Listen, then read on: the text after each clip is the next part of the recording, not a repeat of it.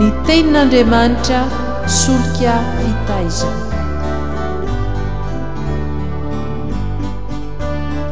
Fandaharana atolotry ny radio teny fiainana miaraka amin'ny fikambanana hira sy filazantsara.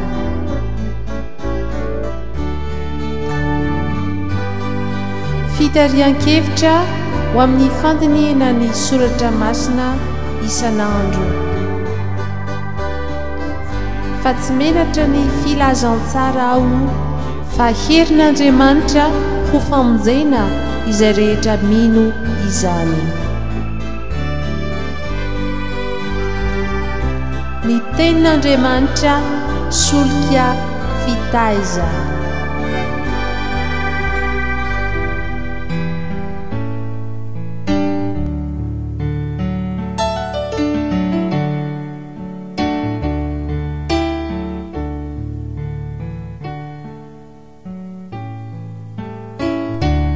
Diavaly miarabanao ry avana tafaona indray amin'ny alalan'ity fandarana ny tenin'Andriamanitra solika fitaiza ity eto amin'ny radio teny fiainana.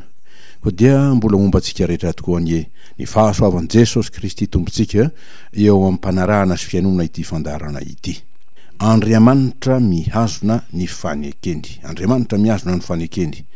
Io no alevi-dehibe izay natolotra hodinitsika mandritra ity herinandro ity. Dia lohahevitra zay mandravona ny dinidinika rehetra ifanaovantsika amin'ny alalan'ireo lohahevitra manokana na antsoina hoe zana-tohevitra koa izay mivoaka eto isan'andro san'andro.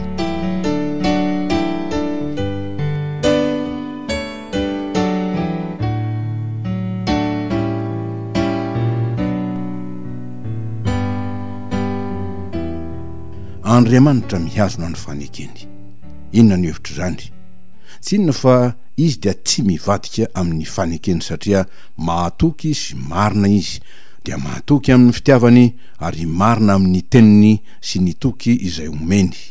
Fa voasoratra hoe amin'ny anaran'ny Tompo, Andriamanitra tsy mba olona ka handainga, na zanak'olombelona ka hanenina, moa efa nilaza va izy ka tsy efainy, na efa niteny va izy ka tsy hotoviny.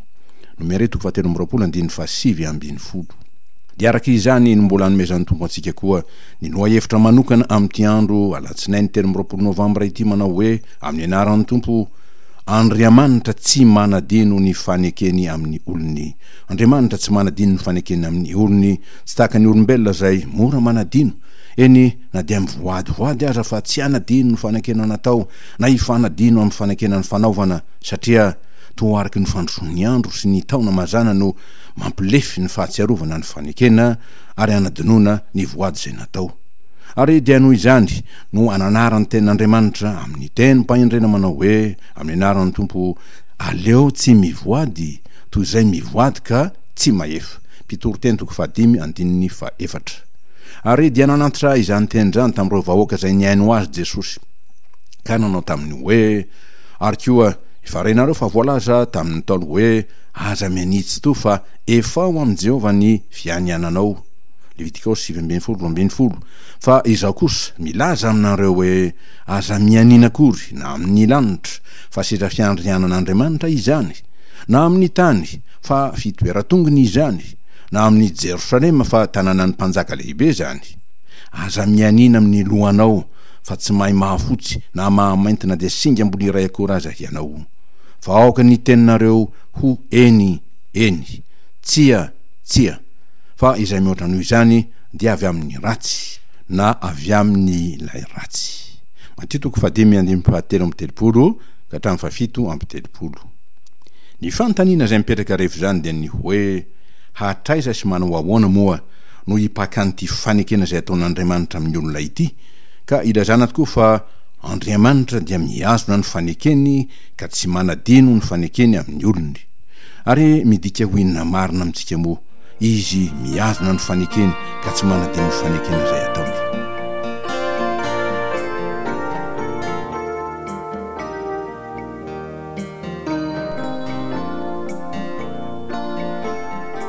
Raha kapoka ny amin'ny hoe hevitry ny fiazonan'Andriamanitra ny fanekeny sy ny fikendreny amin'izany dia tsy inona fa izy tsy te hahafoy ny olona, ary mbola te hitahiry famindrampo ho an'ny olona mpanota dia amin'ny olona tsy marina fa mpivadika fanekena.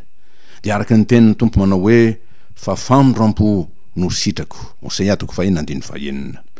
Ary ny famondram-pon'Andriamanitra dia midika fa izy dia tsy mamaly ny olona araka ny fahatsony mba hanameloana azy sy handringanana azy, fa vonona kosa ny hamela ny fahatsony mba havonjy azy sy hiavaozany olom-baovao raha mety ny olona.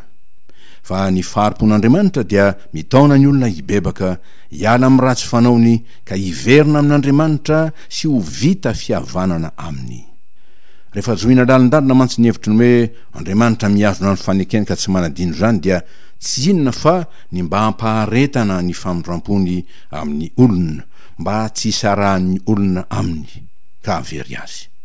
Ary ny antoka lehibe izay raisintsika avy amin'izany dia ny hoe rehefa Andriamanitra no mamindra fosy mamela heloka dia tsy misy intsony na iza na inona ary na inona afaka hiampanga azy, satria ho amin'izany famelan-keloka izany no antony famondram-po izay omen'Andriamanitra ka fahatorany amin'ny alalan'ny fanekena, hamafisina amin'ny alalan'ny fanekena izay fanaovany amin'ny olona.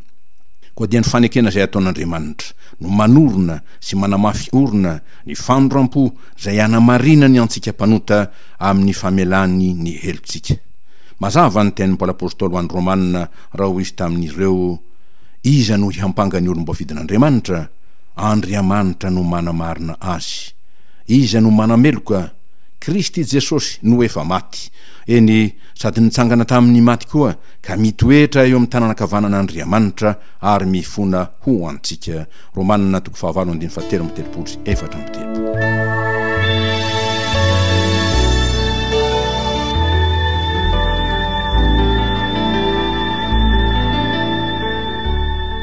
Raha tsy hevintsika ny tantara dia io famondram-pon'Andriamanitra mba tsy haverin'ny olona io no fezin'ny teny izay nomeny ny Israely izay hoariny amin'ny vady izay nisitaka ka naveriny ho aminy indray. Dia araka ny teny manao hoe amin'ny anaran'ny Tompo, fa ny mpanao anao ny vadinao, Jehovah Tompony maro no anarany. Ary ny Ray Masin'ny Israely no mpanafitra anao, Andriamanitra ny tany rehetra no anarany. Fa Jehovah efa nampody anao izay tahaka ny vady efa nafoy ka ory ampanahy, ary tahaka ny vady efa novadiana atry ny fony mbola tanora fa efa napetraka hoy Andriamanitra ao. Indray mpimasomonja no nahafoizako anao, fa amin'ny indra vo lehibe kosa no ampodiko anao. Tamin'ny firetan'ny fahatezerako no nanafenako ny tavako taminao, indray ny mpimasomonja, fa amin'ny famondram-po mandrakizay kosa no amin'rako fo aminao, hoy Jehovah mpanavotra anao. Fa amiko izany dia tahaka n'ilay rano Noa, ka tony ny anianako fa tsy hanafitra ny tany intsony ilay rano Noa, dia toy izany no ianianako fa tsy ho tezitra aminao na hiteny mafy anao intsony aho. Isaia 4:5-5. Raha lazaina amin'ny teny tokan'izany ry havana andiny hoe izaho Jehovah tsy hahafoy anao na hanary anao. Ary dia feheziny sy hamafisiny izany teny fianianana izay nataon'izany amin'ny hoe fa na dia hifindra aza ny tenim-bohitra ary na dia hihetsika aza ny avoana, tsy mba hiala aminao ny famondram-poko ary tsy hitsoaka ny faneken'ny fihavanako, hoy Jehovah mpamindra fo aminao. Isaia 4:10. Teny milaza fa na inona hery, na inona fahefana, na inona fahalebiazana amin'ny zavatra izay no arian'Andriamanitra, dia tsy hahatohitra na hahatohina na dia kely akory aza ny herin'ny fanekena izay nataony tamin'ny olony, ary tsy antaniana ny amin'ny famondram-po izay nanaovan'ny fanekena tamin'ny olona izy, satria tena Tompo ary Tompo mandrakizay tokoa. Resy lahatra tanteraka ny amin'izany faneken'Andriamanitra izay mamindra fo amin'ny mpanoty izany i Saoly Fariseo, izay nanjary Paoly apôstôly ka ny teny nanao hoe misaotra ny Kristy Jesosy Tompontsika aho, izay nampahery aho, fa nataony mahatoky aho ka nitendreny ho amin'ny fanompona, dia izaho izay mpiteny ratsy, mpanao blasfemy amin'ny teny grika, fahiny sady mpanenjika sy mpampahory, kanefa nahazo famondram-po aho, satria tamin'ny tsy fahalalana nanaovako izany noho ny tsy finoana, fa be indrindra ny fahasoavan'ny Tompontsika tamin'ny finoana sy ny fitiavana izay ao amin'ny Kristy Jesosy. Mahatoky ka tokony ekena amin'ny fankasitrahana rehetra izao teny izao, tonga tety ambonin'ny tany Kristy Jesosy hamonjy ny mpanota, ary amin'ny ireny izaho no lohany, kanefa izao ny namindranafo tamiko dia mba haseon Jesosy Kristy eo amiko zay lohany ny faripo rehetra ho fianarana ho an'izay hino azy hazona fiainana mandrakizay. Timoty voalohany toko voalohany ny 2:20 ka hatramin'ny 4:20.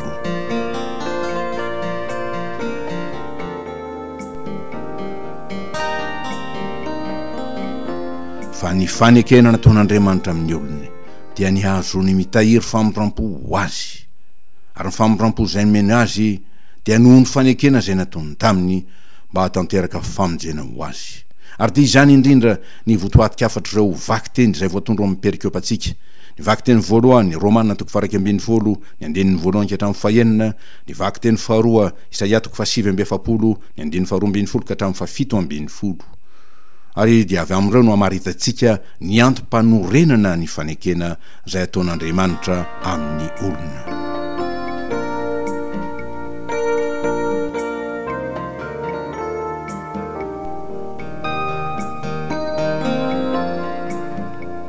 Antony telo lehibe no manorina ny fanekena ataon'Andriamanitra amin'ny olona. Ny voalohany, ny fanekena no mampaharitra ny famondrampon'Andriamanitra amin'ny olona sy ny firenena zay nanaovany izany fanekena izany mba hanamarinan'Andriamanitra azy. Koa na dia aty amin'ny taranaka maro aoriana aza dia mbola manan-kery ihany zany fanekena zany satria tehiriziny ho azy.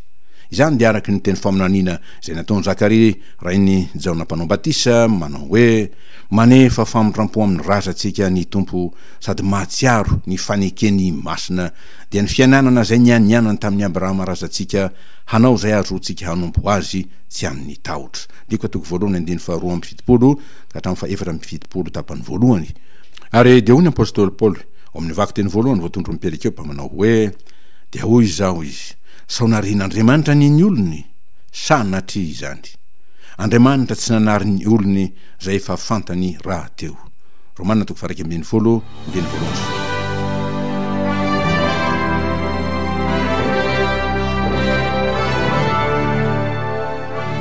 Ny antony faharoa zay manorina ny fanekena ataon'Andriamanitra amin'ny olona dia ny fanekena no antoka ho amin'ny fahataterahan'ny teny fikasana zay ataon'Andriamanitra ho an'ny olona, tsy ho an'izay nomeny zany ihany tamin'ny fotoanandro, fa ho an'ny taranany rehetra tia aoriana koa.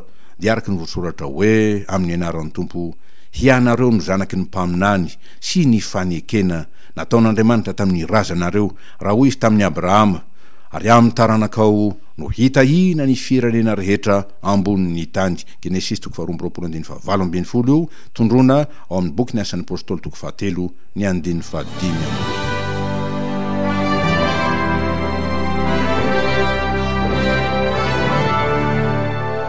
Ny antony fahatelo sady farany zay manorina ny fanekena ataon'Andriamanitra amin'ny olona, ny fanekena no mamehy ny fifidianan'Andriamanitra ny olona sy ny fanamarinany azy, ary manorina ny firaisany amin'Andriamanitra zay tsy misy afaka hama mandrakizay. Izany no afatra ampitain'ny vaky-teny faharoa amin'ny perikiopa dia ny Isaia 7:20, ny 2:20 ka hatramin'ny 7:20.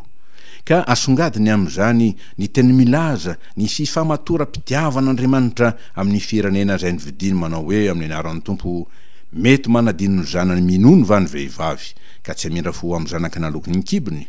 Eny, mety manadino ihany izy, fa izaho kosa hoy ny Tompo tsy mba manadino anao. Indro efa vitako tompoka vatsa eo ampelantanako ianao, ary ny manda anao dia eo anatriako mandraka riva. Isaia 7:20 dia antoka lehibe zay omen'Andriamanitra tokoa izany noho ny fanekena zay nataony tamin'ny olony ka tsy hitsoaka mandrakizay.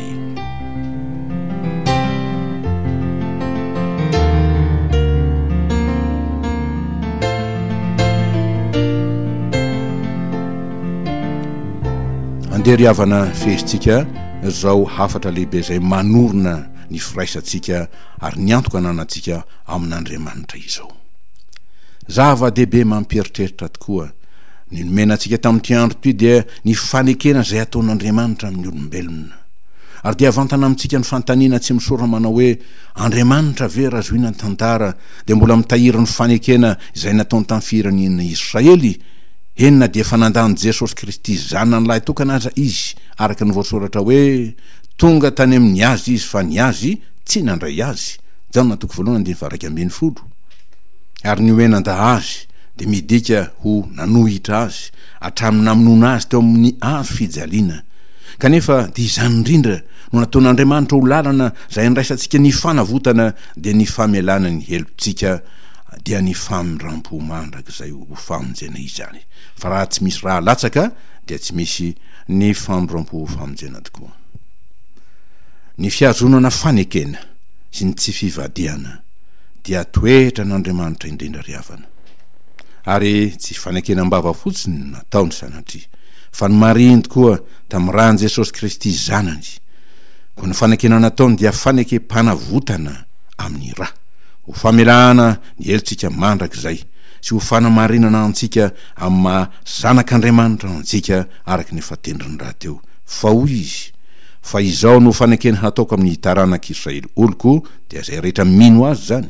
Rehefa afaka izany andro zany dia ny andro ny fahababoana fa izay io dia hataoko ao an-tsainy ny lalako sady ho soratako eo ambony, ary izaho ho Andriamaniny ary izy ho oloko. Jeremia 2:3-10. Dia ho voninahitra Andriamanitra irerany ao amin'ny anaran'i Jesosy Kristy Tompo sy mpanavotra antsika mandrak'izay. Amen.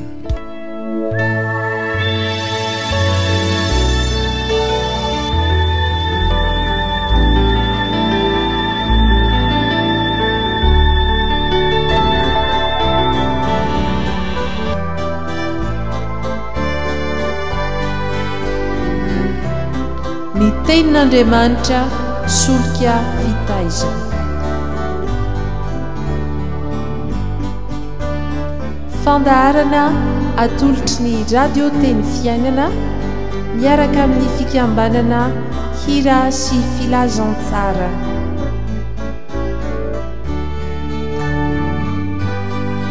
Fitarian-kevitra ho amin'ny fandiniana ny soratra masina isan'andro. Fa tsy menatra ny filazantsara ao fa herin'Andriamanitra ho famonjena izay rehetra mino izany. Ny tenin'Andriamanitra solika fitaizana.